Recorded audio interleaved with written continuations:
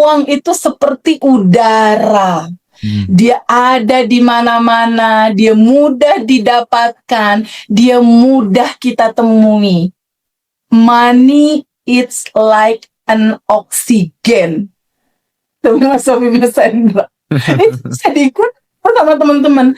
Jadi bagaimana kamu mengasumsikan sesuatu, bagaimana kesadaran kamu mengasumsikan tentang uang, itulah yang terjadi.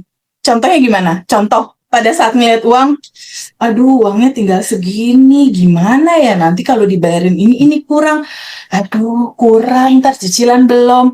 Kamu memandang uang banyaknya, aduh.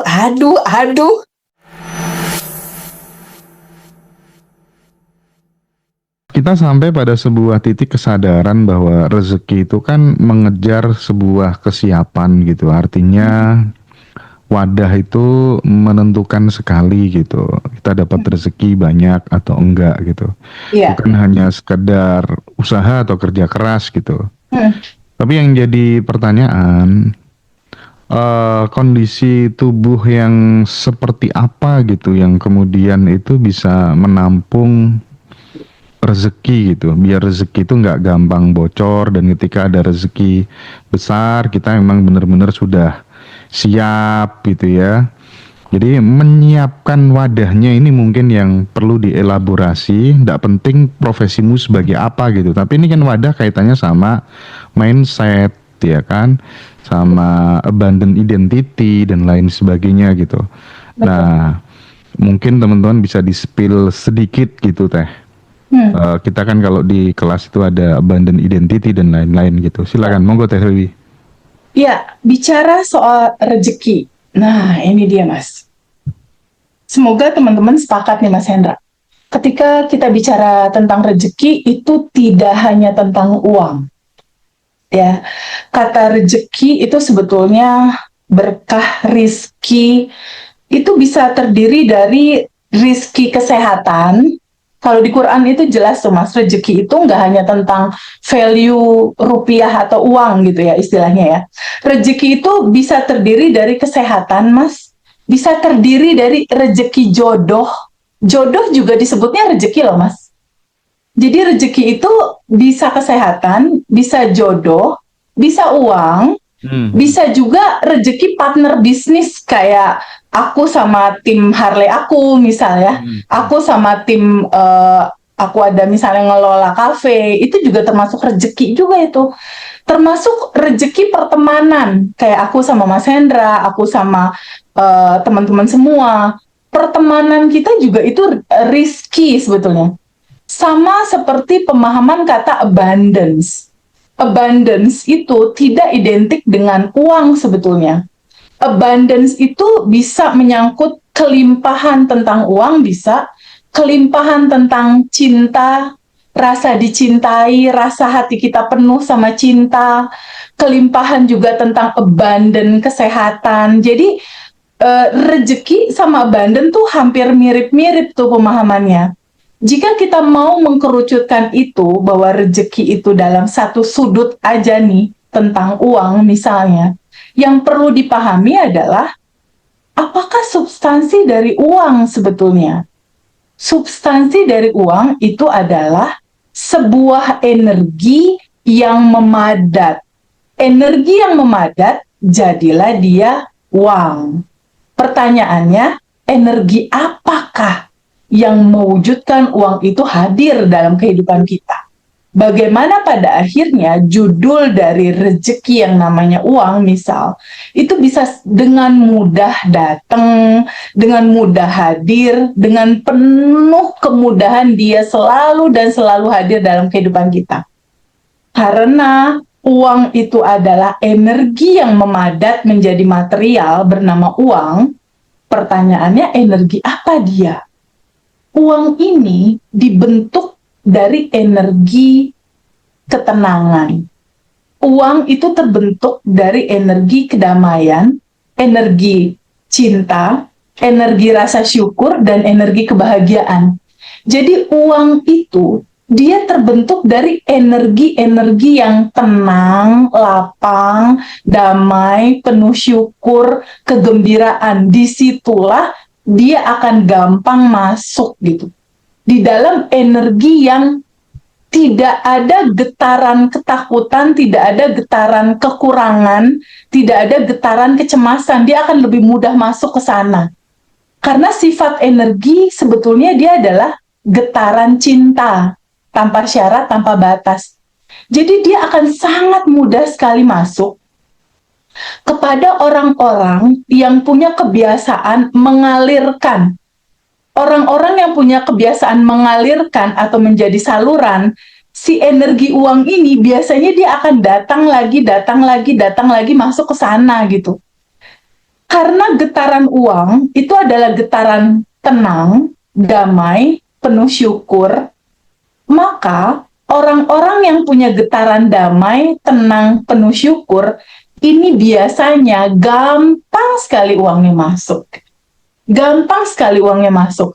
Dan orang-orang yang tidak terlalu melekat gitu. Tidak terlalu melekat tuh artinya orangnya nggak pelit, Mas Hendra. Iya, iya teh. Itu biasanya uang senang masuk ke situ. Kenapa? Karena satu resonasi, karena satu frekuensi, karena satu getaran, karena satu vibe, satu vibrasinya sama.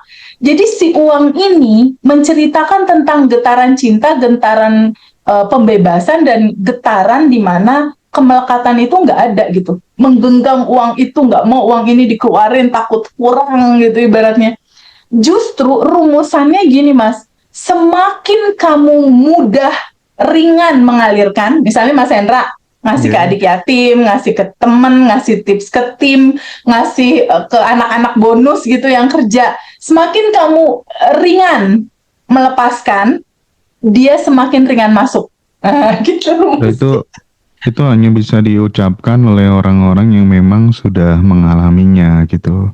Jadi artinya teman-teman, bener yang disampaikan sama Teh Feby, di saat kemudian kita udah mulai bisa melepas uang yang nominalnya lebih besar, tanpa takut lagi, itu pelan-pelan justru yang datang juga lebih besar, dan itu nyata. Intinya adalah kasih dulu gitu baru terima gitu ya. Betul, Ini yang setuju. mungkin perlu diulang-ulang terus, kasih dulu baru terima. Dan dari penjelasan Teteh tadi ada satu hal yang menarik Teh. Aku dulu tuh pernah Teh bikin sebuah konten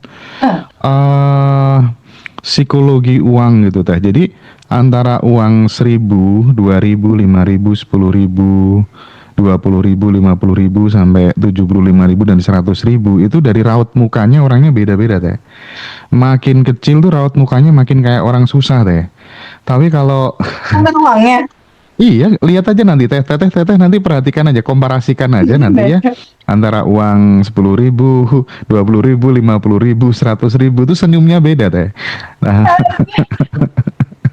itu mengandung pesan juga barangkali ya. Nah, Iya. oke. Nah, Satu hal yang sekarang harus ya gimana? dipahami, Mas, tambahan maaf. Untuk memahami kehidupan kita mengalami kelimpahan, substansi terbesarnya itu adalah sebuah kesadaran, Mas. Ini bisa dicek ya sama teman-teman semua ya, sama teman-teman yang lagi nonton ini. Kesadaran apa, Teh? Kesadaran bagaimanakah kamu memandang uang? Gimana sih kamu memandang uang ini? Jadi kalau misalnya kamu memandang uang, perasaan kamu tentang uang apa? Ada rasa kekurangan nggak? Kamu ngelihat saldo bank kamu gitu ya, itu tuh rasanya apa? Gimana kamu memandang uang? Kesadaran kamu memandang uang, bagaimana kesadaran kamu memandang uang, bagaimana kesadaran kamu memandang kehidupan ini, itu berpengaruh, Mas. Kalau seperti yang selalu Mas Hendra bilang ya, dan juga jadi filosofinya aku, Mas. Kalau aku punya filosofinya simple banget gitu, hampir mirip kayak Mas Hendra, bahwa uang itu hanya energi. Aku bilang gitu. Uang itu cuma energi, uang itu energi cinta, aku bilang. Jadi di mana hati aku penuh cinta, merasakan syukur, aku udah bikin asumsi, Mas. Di titik aku merasakan cinta, merasakan syukur yang besar, yang dalam, rasa grateful gitu, rasa penuh syukur, uang itu datang, transferan masuk, rekening bank aku bertambah, gitu aku bikin asumsinya. Oke. Jadi sama seperti asumsi Mas Hendra, uang itu seperti udara. Dia ada di mana-mana, dia mudah didapatkan, dia mudah kita temui.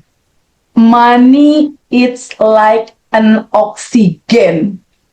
Suami Mas Hendra. Itu bisa diikuti sama teman-teman.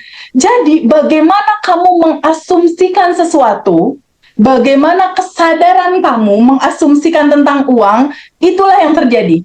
Contohnya gimana? Contoh, pada saat ngeliat uang, aduh uangnya tinggal segini, gimana ya nanti kalau dibayarin ini kurang, aduh kurang, ntar cicilan belum. Kamu memandang uang banyaknya, aduh. Itu kesadaran kamu memandang uang, aduh. Realita pantulannya dia akan banyak dibikin aduh soal uang. Gitu Mas. Itu yang nggak disadari sama kita semua. Tapi coba kalau kita lihat uang, misalnya kalaupun cuma tinggal 100.000 nih Mas di dompet misal ya, beda sikap nih pada saat ada seseorang, contoh aku deh, tapi kalau uang tinggal 100.000 di dompet gimana? Aku kalau uang tinggal 100.000 nggak masalah. Uang yang aku sayang, kamu adalah cinta. Aku mau belah-belah kamu ya jadi 20 ribuan 5. Aku mau mengalirkan cinta ke mbak aku misalnya, atau ke ibu tukang sapu. Aku mau ngalirin cinta, orang aku percaya kok, karena aku punya asumsi. Ketika cinta itu disampaikan, dia akan balik lagi kok kayak magnet gitu. Itu jadi semacam kayak anchor gitu teman-teman ya. Dan khususnya buat teman-teman adik-adik kita yang masih muda-muda, SMA, mahasiswa gitu ya. Mungkin teman-teman bisa copy paste cara ini, dan menurutku ini sangat works banget gitu.